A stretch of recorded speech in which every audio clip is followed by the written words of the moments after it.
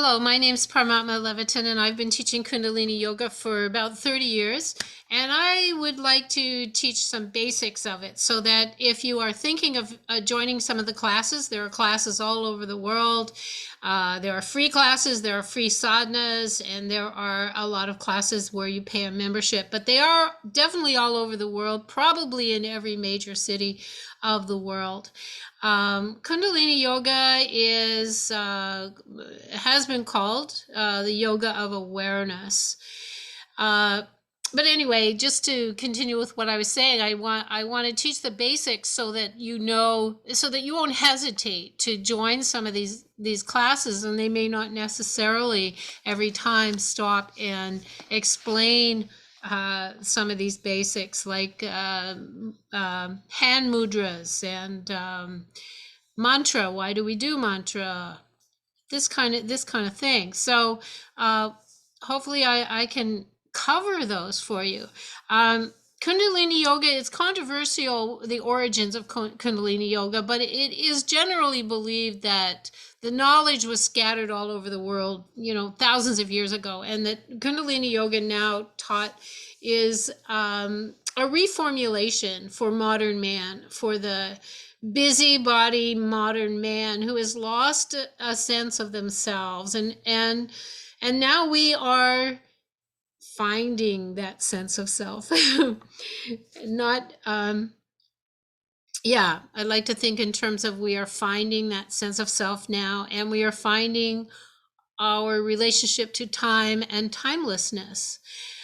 Yeah, I can attest to the fact that Kundalini Yoga really helps change states of consciousness and help you become more aware of your thoughts, your words, your actions, and many, many other things. What I want to cover is the use of mantra, the use of mudra, chakra locks or bandus, called chakra locks or bandus, and some breath, like especially breath of fire. Breath of fire is used a lot in Kundalini yoga.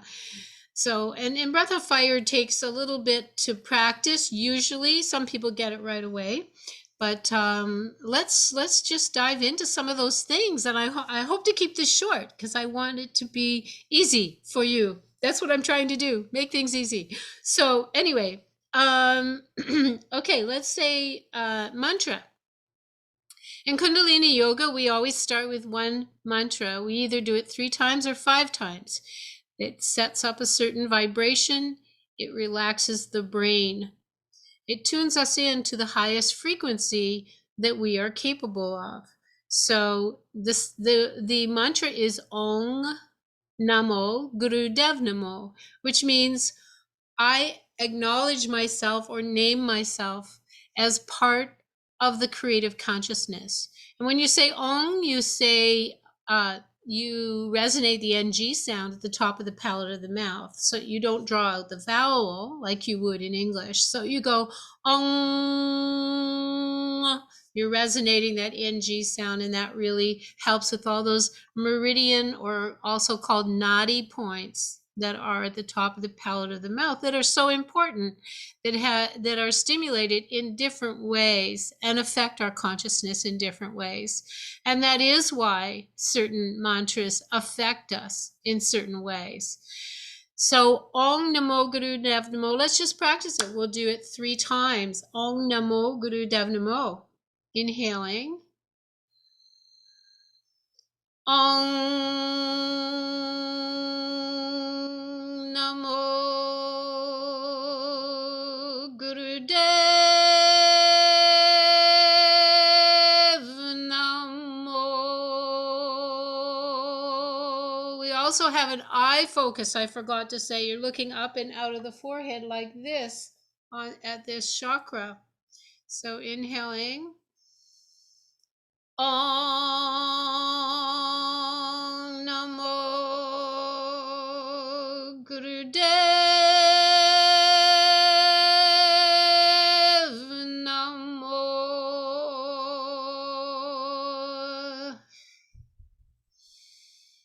Om Namo Gurudev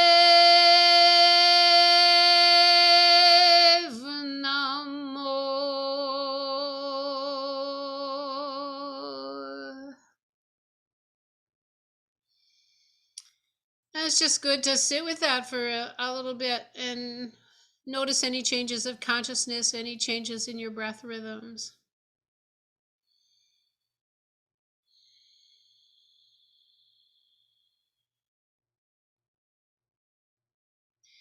And it is important that eye muscle focus is important. We have different eye muscle focuses in Kundalini Yoga as we do the meditations.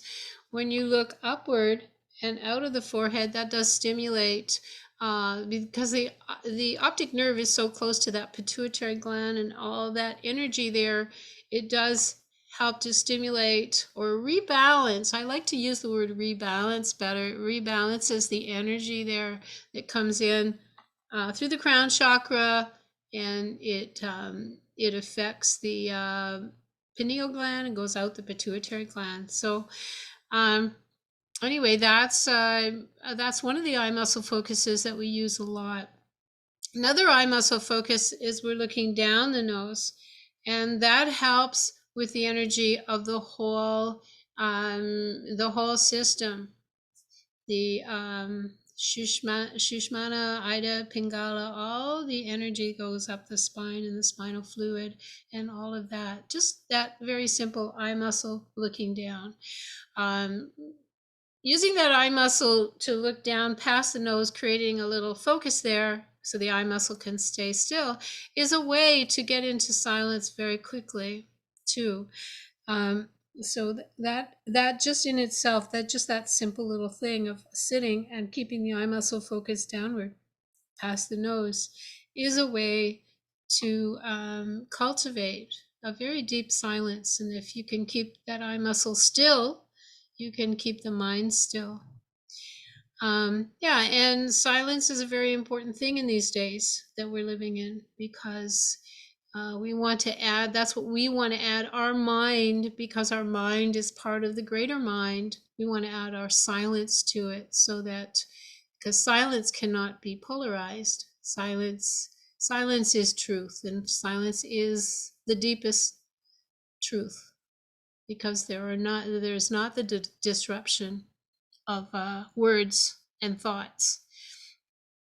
But there's a lot to be said about that. We're not going to go into that too much. Why do we do mantra? We can use mantra and sound to move the energy in the body. So we're not just using posture, like a lot of the more popular types of yoga, maybe using just posture to move the body's energy, but we are using sound, we are using breath, we are using posture, we are using both active posture and holding postures. So you'll find both of those things. Mantras, there are some mantras that, many mantras, true mantra actually resonates with different parts of the body to bring us into, to redirect the thought, let's say, redirect thought towards truth, towards knowledge, towards intuition. And true mantra is recognized by the body, because the body is actually made out of sound and light. And so when we resonate it, the body recognizes it, true mantra, as itself. And these sounds have been heard by yogic adepts. And there are sounds in every path that resonate deeply in the body and bring about truth and love and all those good things, the good things. Okay, so I'll talk about hand mudras just very briefly now.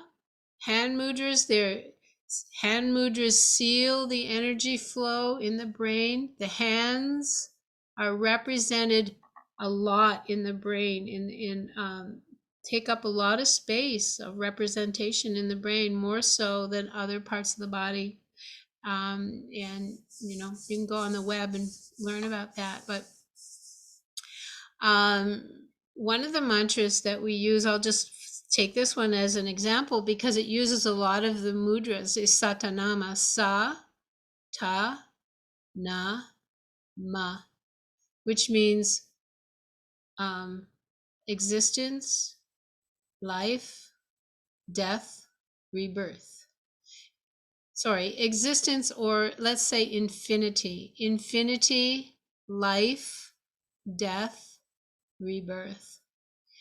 And this mantra with the index finger expands consciousness. So if you just sit and meditate in that mudra, expands consciousness. The second one increases your ability to discipline yourself. And the third one strengthens the relationship between your pranic energy of your breath and mind to the nervous system, that interfacing one, strengthening the nervous system.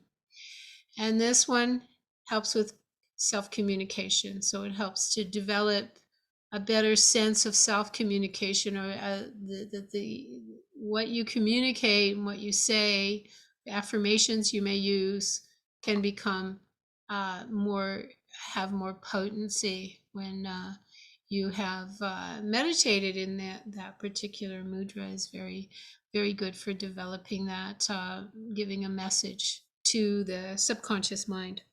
Okay, so I'll just say that we always do a deep relaxation in our classes, and this is a time when the body consolidates its energy and finishes up that movement of energy, of pranic energy that happens during the actual physical yoga.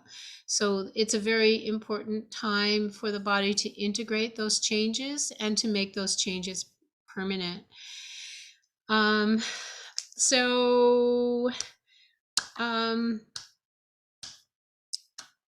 talk about the bandus.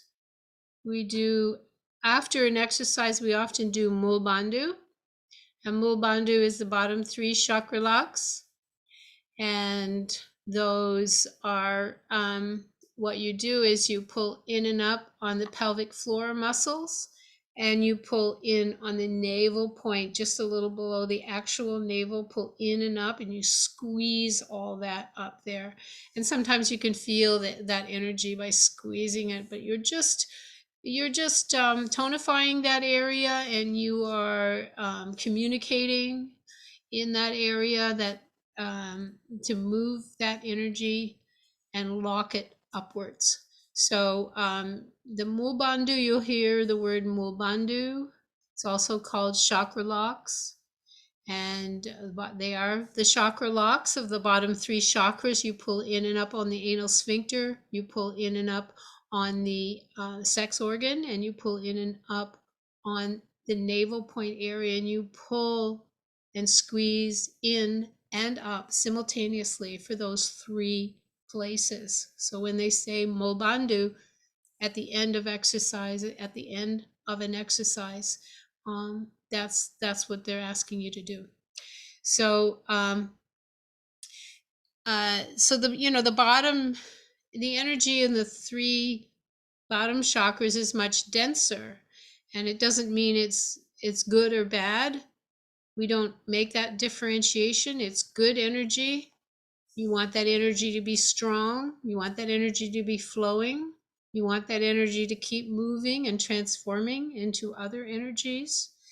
Kundalini yoga has really departs from other types of yoga, many other types of yoga, whereas Kundalini yoga is a householder yoga. Householder yoga is a yoga where people are living in the world. We're not trying to escape the world. We're living in the world. We have children.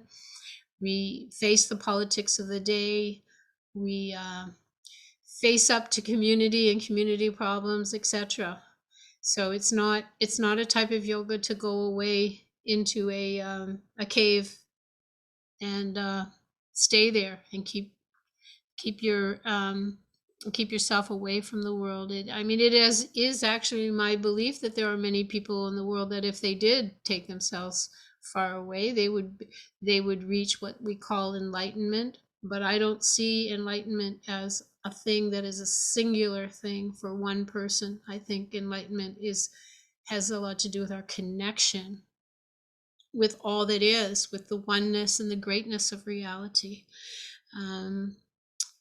Lots to be said about that, especially these days, huh? Okay, so I'm just going to teach, all I'm going to do is teach breath of fire, and I might mention a few other types of breathing. And the breath and the mind are inseparable, and whatever the mind is thinking will affect the breath. So we try to affect the breath to affect the mind in many ways. And breath of fire, 1 hour of breath of fire is equal, 3 minutes of breath of fire is equal to 1 hour of ordinary breathing, as far as moving the pranic energies of the body, the energy through the chakras.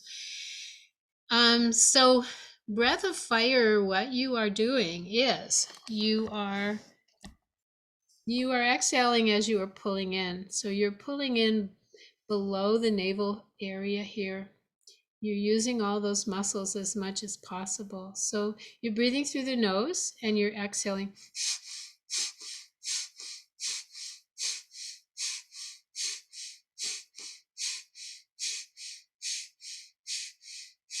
So what's happening is you're pulling in on the exhale, and on the inhale, you're relaxing the belly. It doesn't have to be fast. You just want to keep it rhythmic.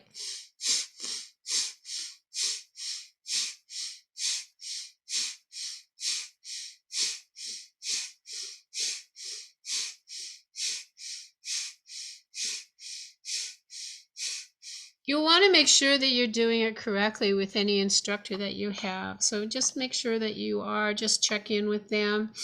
You can also check in with me. And like I was saying before, here I'm going to give you my my email address, and you can ask me questions.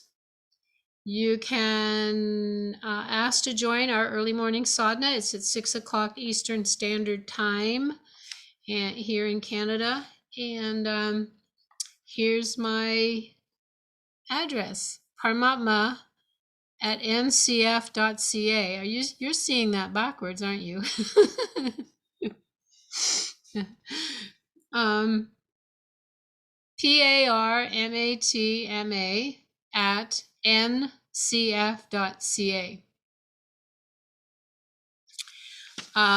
Anyway, yeah, so that's breath of fire. It's done in different different postures. You'll see if you take a class. The sadhana that we do, I started to say, is at 6 o'clock in the morning. Normally people do it at 5 o'clock, and they start with a recitation of Gurmukhi to create a sacred space, which is nice, and I do that sometimes. But the one that I have that's public, we start at 6, and we do about an hour of yoga, and we do an hour of chanting. I think it's 7 different chants, and I send people the words to it. And that's all free, and that's at 6 o'clock in the mornings on Friday morning. I only do it on Friday morning right now. So if you want to know about that, again, write to me at Parmatma, Parmatma at ncf.ca, and put in the subject line basics of Kundalini Yoga, and then I'll know to open it and what it's about. Okay, put basics of KY, Kundalini Yoga, something like that. Okay, I'm going to teach a little bit of long, deep breathing. Long, deep breath. It has 3 parts to it. And it helps to retrain the body to use all 3 parts of the lungs. It's not the way that you would be breathing all the time, but yoga helps to retrain the body so it breathes deeper and uses more of that capacity of the lungs. The more capacity you're using of your lungs, the more capacity of your mind and consciousness you are using. It's pretty clear like that. It's a clear thing. So anyway, on long deep breathing, you're pushing down on the diaphragm muscle to initiate that breath, making kind of a pot of your belly. So you're pushing down, and then you're opening the barrel of the chest, and then you're moving. The third part is You should actually move the collarbone and then exhale. And exhaling, that diaphragm comes to its natural place upward. So you're inhaling, pushing down, opening, and opening up here.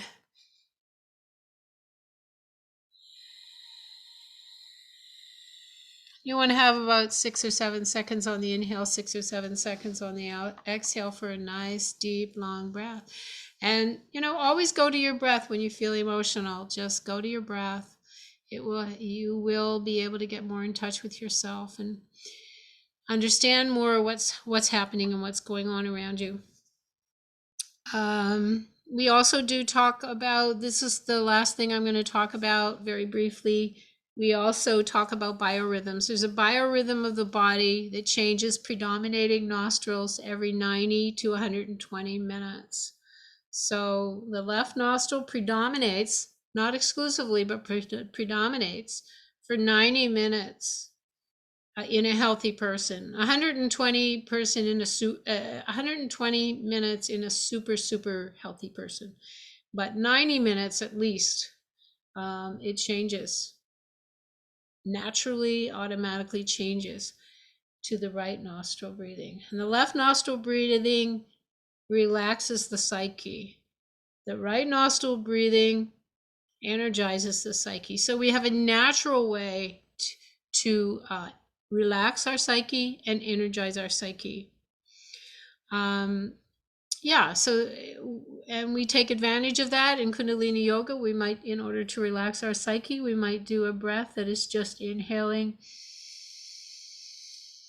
left nostril, exhaling right. Continuing in that way, inhaling left, exhaling right. And just continue with that. Might want to do 3 to 5 minutes of that before going to bed. It really calms the self and calms the mind. And like I say, that breath has an energetic relationship to the mind. And if you want, like say in the afternoon, you feel a slump and you want more energy, inhale through the right nostril, exhale through the left. And you may have learned these in other types of yoga, but I just want to give a little bit of an outline for that. So anyway, I'm just going to say Satnam, and I'm going to leave. But I'm laughing because I think it's really funny that I put so much juice into this, and it ended up being backwards. Parmatma, Parmatma at ncf.ca. So if you want to contact me, I have free sadhanas going on at 6 o'clock in the morning. I have meditations, short meditations, like for a half an hour on Sunday nights. Those are also free. And I do have a class on Monday mornings that go on. And I do teach in a leisure center at a university. But I'm happy to email. I'm here. I'm not going anywhere. So you can always contact me, Parmatma at ncf.ca. And when we finish, we do sing a little song, but I'm just going to, and then we do Satnam. So I'm just going to do Satnam right now. Long Sat Nam. It means I vibrate or I resonate with truth. Sat Nam. Let's inhale. Sat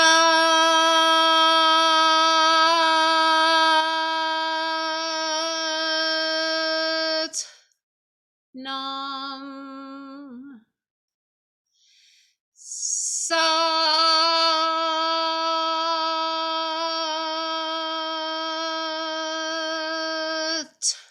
Nam.